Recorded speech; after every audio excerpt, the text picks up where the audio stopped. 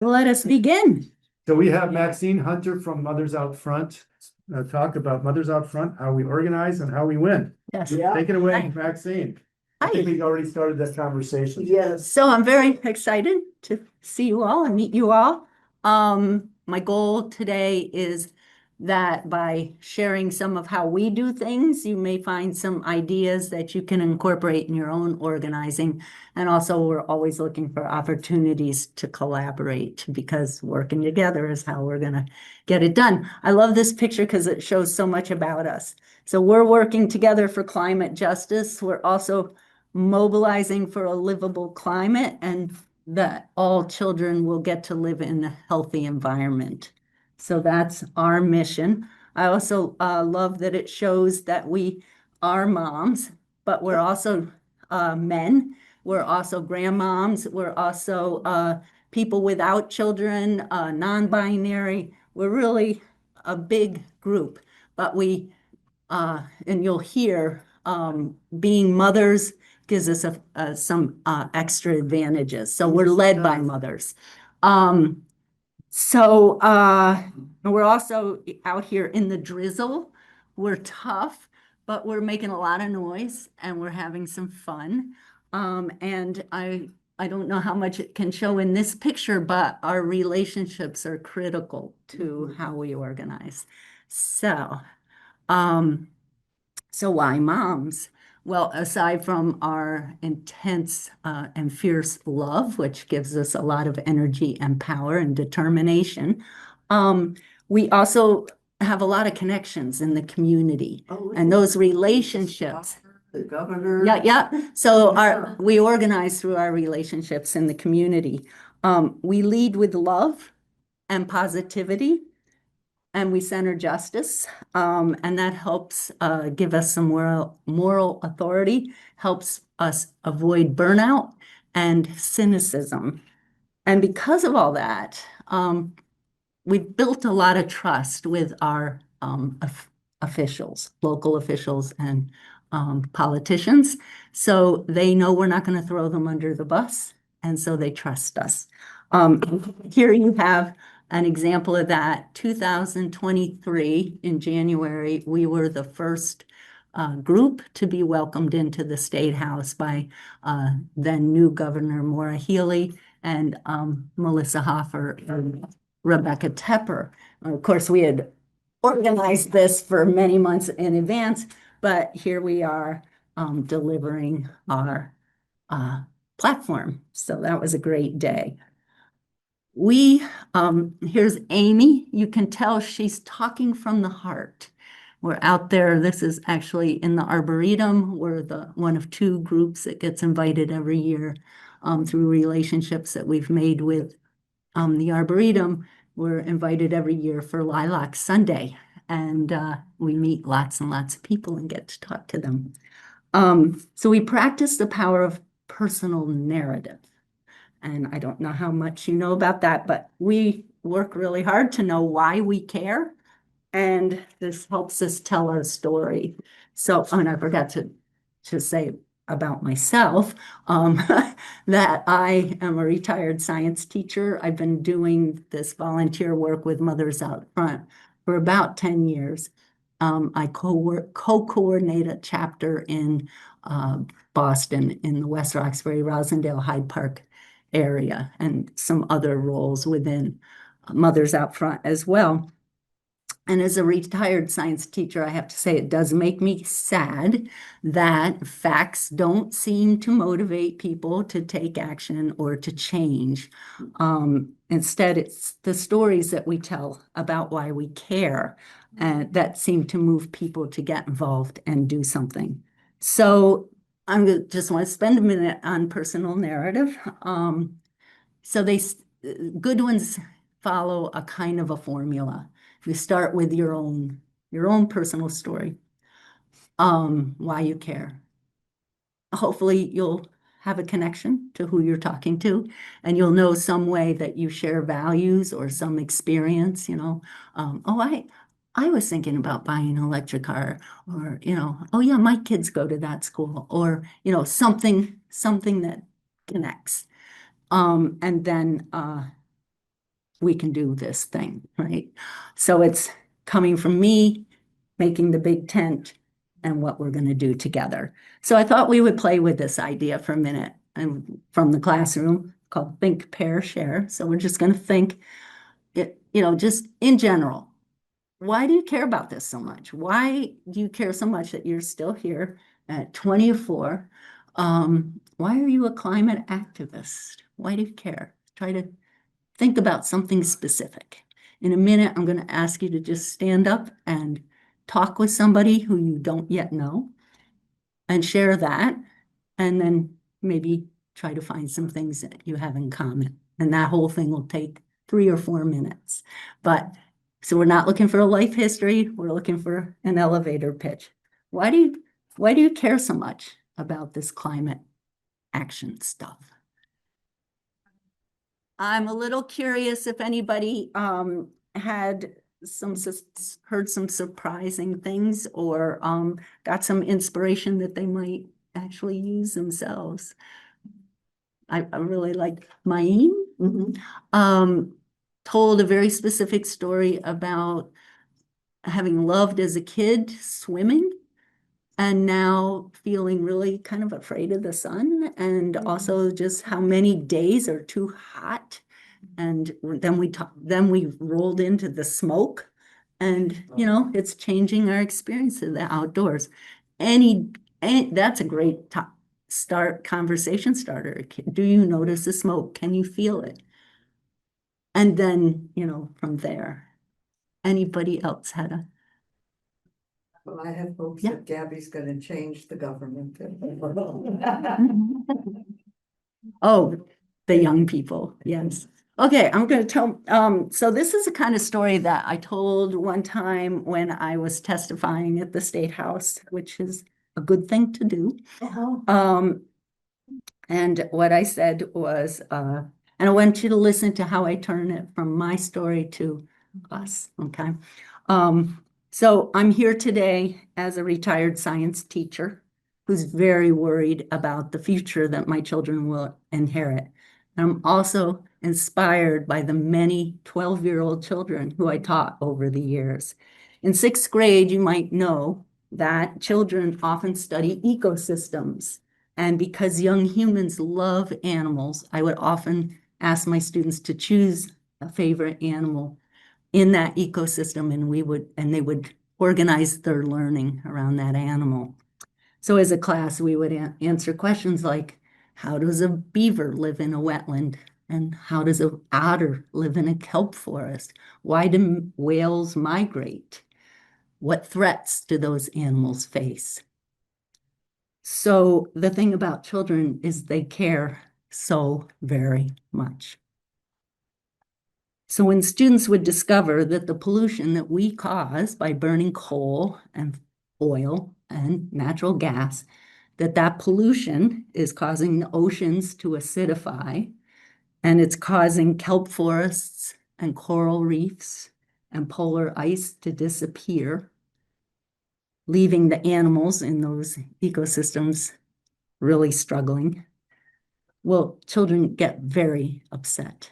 So we would have to stop science and think up of a project that we could take on that might help to solve that problem. And always they would be saying to me, why don't you adults do something to fix this problem? Don't adults know how bad this is? So here we are, the adults. The question is, are we going to be the adults that our children expect us to be, the adults who fix the problems that we cause? So by working together, we can do this. Yeah. So I'm telling you, I still see those kids, I do. And so it's an easy story for me to tell because it still inspires me. But you hear me talk about me. I care about children and children care about the world. We are all adults and we don't want to disappoint children. So let's do this thing, right? So you start with personal. So I encourage you to play with that. as you're driving in your car. You can think, if you're going to a meeting, how might you look for an opportunity to connect? So I put Catherine Hayhoe's Blue Sky account up here. So she is an evangelical climate scientist, which is really interesting. She's an amazing communicator, and she's really good at communication strategies. So she's worth following. So I stuck on Blue Sky at Catherine. Notice it's Katharin, hayhoe.com. Okay, so moving on. So now that we know who we are and why we care, now we're ready to win something. Okay, so we pick goals. We want to win some kind of goal. We want it to be just the right size goal, right? We don't want it to be so big that we're not going to get there in our timeline or with the resources that we have. And we don't want it to be so small that it's going to feel trivial and not very inspiring. So Mothers Up Front has local chapters. And so I'm going to talk a little bit about how we work locally. We have local chapters. We also have a big statewide organization, and we have an evolving national group as well. But a lot of our work is done locally. And so in our towns and neighborhoods, we can say, well, what needs to be different here? And what's going to be the visible, measurable outcome if we pick this goal? How do we know we've gotten there? And we always work on two levels at once. We want to have impact, right? We want to have a meaningful change that we cause, but we also want to build our power. And for us, our power is people. So we're always mobilizing. We're always bringing new people in. So that power part is called base building. Okay, I'm going to talk a little bit more about that. So locally, we might say, do we want a municipal aggregation program? Do we want to get a new building code in? So those would be big goals. If we're smaller, we might say, well, here's a school that wants to start a composting program. Maybe we can help, right? So we try to match the interests of our people with the needs of the community. And if we have a diverse membership, then we know the needs of the community. So that's always something that we're striving to do. So base building basically means growing our people. We want to pick a goal, a SMART goal, that's going to help us engage as many of our volunteers as possible. We want to help people develop new skills, especially new leadership skills. And a good project is going to attract new people from the community. And hopefully it will give us an opportunity to work with lots of community groups. Okay, so those are kind of the things we think about as we are choosing a new project or a new goal. We also know our theory of change. That's just the big picture strategy. And our theory of change is if we can grow a movement of mothers and others and allies powerful enough, we can get decision makers to act so that all children can live in healthy environments without fossil fuels. Okay, so I highlight mothers in red because we have discovered that mothers do have a moral authority. It's pretty easy to get appointments with politicians when we say we're mothers out front. So we keep that really and hold it carefully. We don't want to do anything that makes people question our moral authority. So other groups, and this is what our theory of change looks like. Yes, there's lots of money and lots of power, but if we can get the people and get them organized, just as Deborah was saying, not just out in the streets, but get them organized, get them skilled, develop leaders, we can win. There's lots of other theories of change. there's David Abel wanting to educate us. And that's helpful. We would use it as a tactic. It's not our whole theory. Some organizations like Conservation Law Foundation, they're suing people. Very helpful. Not our thing. Extinction Rebellion, attention is everything. Even bad attention is useful, but it's not our thing, right? But we'll work with them, right? We all have our lanes, and it's cool to have lots of organizations covering the whole picture. So once we, now keeping our theory of change in mind, knowing what our big goals are, right? Then we're ready to develop a campaign. We tend to choose our campaigns from issues that are close to home: energy transition, healthy buildings and homes, healthy schools.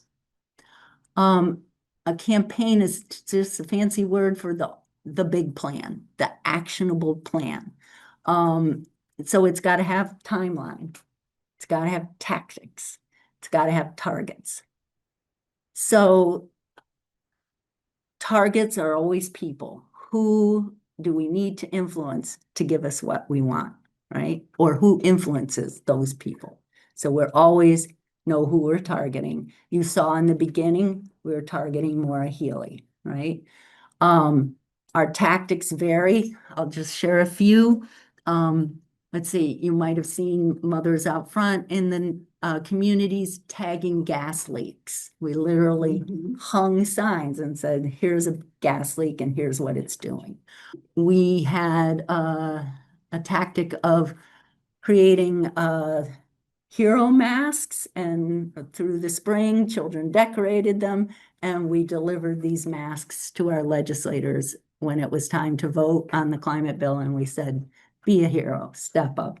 We're counting on you, right? So and we had a relay race from one end of Massachusetts across the whole state to deliver our platform for clean energy, clean heat now, stopping at every utility. So our target was utility presidents who were not taking the climate loss seriously in the plans they were making. So it all varies. The tactics are the fun. Here's our goals for this next legislative session. So we work together to agree on what we're going to try to accomplish during the legislative session. And I'm going to jump, I'll talk about each of these, so I'm going to go on. We're hoping to block any new large pipelines from being built. There's other states that are already organizing around this because it will be a multi-state effort, and it just got worse because we've got somebody who wants to build more gas pipeline. This is my friend Mary Boyle. She's from West Roxbury, and she was a big part of the resistance. We didn't win that, but we got really strong from our efforts. We do work to pass legislation. I want to tell you, here we are just Tuesday. There were 35 of us at the State House. We are told that when the blue shirts show up, people notice, right? I looked around the room. I saw a few 350 shirts. I saw a few third act hats. We were the room, right? So I did see elder climate action as well. I know that JCAN and Mothers Out Front together serve on Mass Power Forward, and that we are supporting some similar legislation, but we also have some additional legislation that we're supporting to help us pass this big major goal. This is our major effort. So I had lots of conversations today with wonderful people who are putting heat pumps in their houses and solar panels on their roofs. This says we can do this neighborhood by neighborhood. Instead of gas utilities using our ratepayer money to replace pipes like crazy and then charge it back to us and make 10% profit on those jobs, And in Boston, it's $7 million a mile to replace those pipes. In the rest of the state, it's millions, but not seven. I don't know the number. They can use that money to buy us heat pumps and induction stoves and electrify the houses. It's cheaper than doing the pipes, and then that whole section can be just trimmed off. Just trim the pipes off, no more, right? Then they won't be leaking anymore. So that's called retire the pipes. That's what we're working to do. Audrey Schulman, I saw, was here. Some neighborhoods are perfect places to put in network geothermal, and all those heat pumps can share an energy system that is less electricity than every person having their own heat pump. Yes. I live in Framingham. And- We have a pilot geothermal project that is in I think its second year. And the utility company was part of putting it in. And Yes. when I first heard that, I thought, oh my God, what are they up to?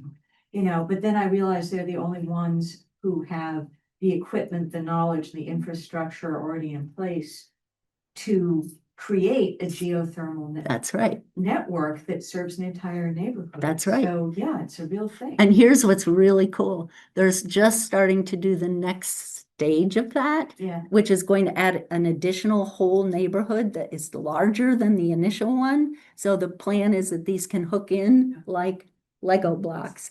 And they are expecting this next section to be less than half the cost of what they just spent. Because with learning and with efficiencies, it'll get cheaper and cheaper and cheaper. We're interested in preserving gas worker jobs. Just, these are different pipes, drilled boreholes, right? Don't use those pipes, they got holes in them. But we're not trying to get rid of gas workers. We're transitioning them to thermal energy workers. Yes. So when you walk through connectivity and tech. You don't, you just need to go down. Go ahead. Okay, so, yes, when I first Oh, yeah, heard good it, I news. was like, I didn't see it. what, we're not volcanic, you know? Mhm. But I know. what you do is you drill down to where it doesn't even have to be that far, until it's a constant 50 degrees. And roughly speaking, you pump that up all year. So it's constantly cycling through it. The hot air goes down, gets Okay. cold, comes back up again. Interesting. So in the winter, 50 degrees is a It's whole lot nice. warmer. In the summer, Yeah. 50 degrees is a whole lot cooler. And Just. the project in Framingham is in a low income neighborhood. And it was with an environmental justice attitude, because this is zero emissions. And yeah, it's just incredibly wonderful. Yeah, it's so cool. Framingham too, so, Oh. because it's networked, they can balance out the loads, the heating and cooling loads, so if one building needs more, they can divert things, they have, you know, they have a whole computer system that Yeah. runs it. Yeah, So it's good. Really elegant. Oh, beautiful. I was just wanted to ask a question about the first one. Yeah. So in Garland Road, you probably know. Oh, yeah, yeah, yeah. Karen, but so I didn't know that there was work. I didn't know that that was one of your guys' focus. And so I'm just curious about the work. that Well, you're- here's what I want to tell you is, so for this campaign, we're working really closely with 350 Mass. This is the first time I think this is true, that it's the first time that we're actually developing our campaign with allies. And of course, Mark Dion, who's part of JCAN also, and an amazing resource. He's helping with this campaign. We need towns and municipalities to make plans for how to do this, because if they don't plan this, and you know, those of us who can afford our heat pumps, more and more people already are leaving the gas system. So part of the reason gas is very expensive is less to do with the delivery and more to do with the distribution, the network. And fewer people are going to be maintaining that network unless towns make a plan, hopefully with low-income people first, you know, So, yeah. to trim the network so that nobody ends up with this terrible burden of cost. So those are like the big picture events. We have legislation that we're working on for both of these things. We need towns to know you don't have to rubber stamp this stuff. You can ask questions. When they tell you, here's where we want to do all of our road work, you don't just say, sure, rip up our streets again, even though we just paved them. We want to know exactly what are you going to do? What's the status of the pipe? You know, well, we were hoping, and I'm sorry, but I don't, you know, Judy. what Judy was just talking about. There's a street in Newton where it's almost entirely electrified, and the people who have not electrified yet say, we don't want this pipe. We are willing to electrify, so let's electrify. And they still want to put the pipe in. So it's a great case study where you've got people who are already partially there and willing to go all the way. Is the town going to be able? They don't have a lot of power right now, but this bill will help. I have a quick Yeah, question. yeah, go Also ahead. very topless, very practical. So I'm wondering if there's a strategy for anyone, maybe you guys, maybe someone else, around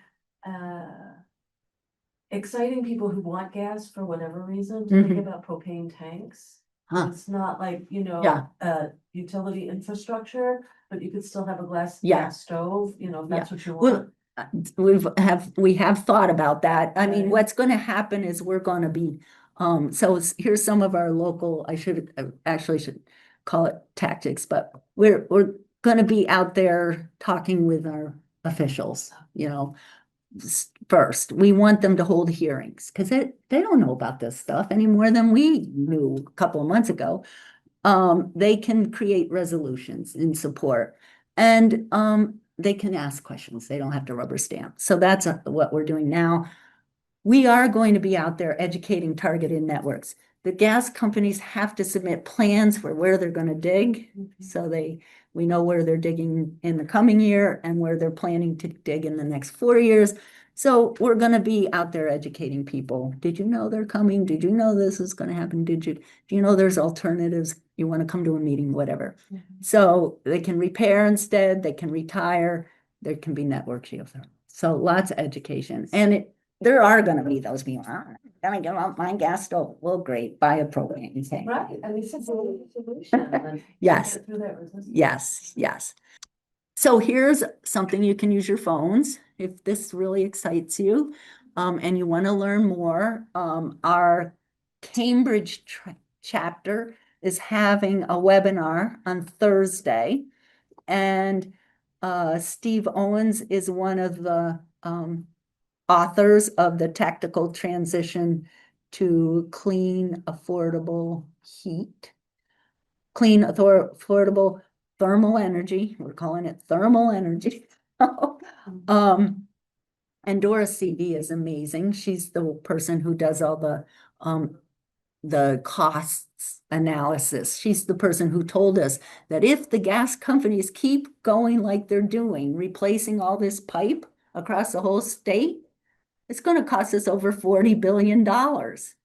And that's going to be a stranded asset. So let's shift that money and do something useful with it. So come, this will be interesting. And the other thing that I want to tell you about is another thing that we do. Oh, look at that. Got funny reorganized. But Mothers Up Front holds monthly climate action calls. I see Sierra Club's doing them now, but we were the inventors. They're really cool. So we do it on the second Tuesday of every month. We do them at noon. So hopefully people can come during lunch, whatever. And it's 45 minutes long. So every month, last month it was about the health effects of having gas in your house. You know, those gas stoves are leaking even when they're off, right? So we had an amazing presentation about that. And the next one is on heat resilience, you know, how people can stay healthy during more and more extreme heat. Sometimes it's very legislatively oriented, but whatever it is, it follows a formula. You come to the climate action call, you learn about an issue. There is a prepared action to take. You do the action. You pat yourself on the back and you've actually done something in 45 minutes. If you can't make that time, we say sign up anyways, because the next day they'll send the whole recording, all this information you need to do the action on your own time. But it's way more fun to come and do it with a group. It's kind of fun. What, give me an example of an action that you do on the call. Okay, so last month we wrote so there was a prepared email that we slammed into our email, personalized it as we wished, and it was to some housing realtor housing group that rents apartments or that is in charge of all the apartments or something, and we're like, you guys need to get educated about gas in your buildings. So one time we did we're running a campaign right now. I feel stupid I didn't bring it. Against in favor of 2 bills that would prevent gas companies from lobbying, using our ratepayer money to lobby against clean energy. That's happening. And then there's another bill, I think, that is encouraging them to consider repair before replacement. So those 2 bills are together. It's a mass power forward thing, so you may have already signed it. And that goes to, you just put your name and address, and it automatically sends your email to Healy and your state legislators, your rep and your senator, and it knows who they are. It's a very smart thing. Do people personalize those before they send You them? can, yes. So that's the kind of stuff we do in our organizing. I'm pretty proud of our legislative work. I just put the cover page for our website. So it's Mothers Out Front, all one word, mothersoutfront.org. And on the cover, it'll come up, there's be some heartfelt videos, clips, and under opportunity or something, it says, if you open that section, it'll have events and you can find out what's coming up. So that Thursday night event is up there, the next climate action. They don't have the thing written up yet, or I would have put it up there. Sibling organizations in other states? or We is it do, just- .org. yep, we are in New York, in Virginia, California, Colorado, and that's it so far. And everyone is using the same strategies? I have to say, we're mostly Massachusetts. Like, and I neglected to say, we have currently 21 chapters throughout Massachusetts, very clustered in this area where there's a Northampton group. We're mostly Massachusetts. I mean, your model. We're an organizing model, yeah, and we are a model to other. I'm- So I'm- there's only 3 headers here. Who we are, what we do, and get involved. Under get involved, there's events, and you can see everything. It's just scroll down and it tells. So thank you very much. Thank Sort you, of- Maxine. First, Excellent. that was really good. Excellent, fantastic, thank you.